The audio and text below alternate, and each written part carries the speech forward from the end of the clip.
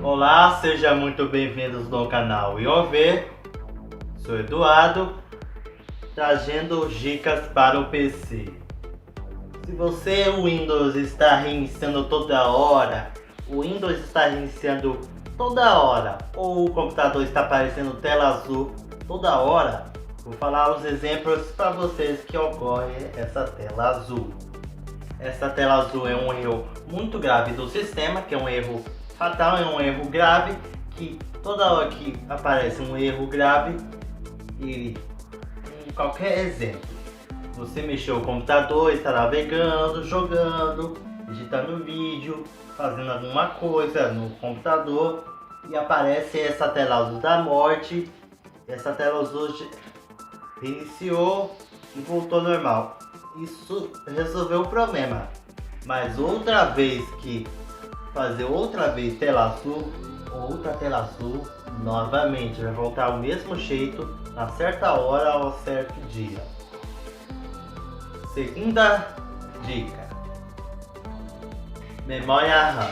A memória RAM, por exemplo, a memória RAM, eu vou, colocar a segunda memória RAM, colocar a memória RAM de exemplo. Colocou uma memória RAM e o computador está aparecendo uma tela azul porque memória RAM queimada, memória RAM. Trocou a memória RAM e a memória RAM está com defeito, está queimada, está aparecendo tela azul e o Windows não inicia, o boot não consegue iniciar. E às vezes o boot não consegue fazer o boot, que a memória RAM está queimada ou não, pessoal. Terceira dica: hardware. Um exemplo, vou comprar uma placa de vídeo. Coloquei uma nova placa de vídeo e apareceu tela azul, do nada, reiniciei, continua a tela azul.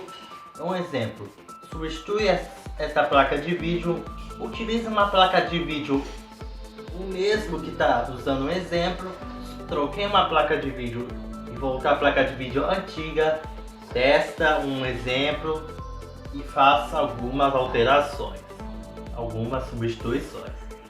Quarta dica: software. Um exemplo, instala um programa que tem vírus, um programa malicioso que nem vírus.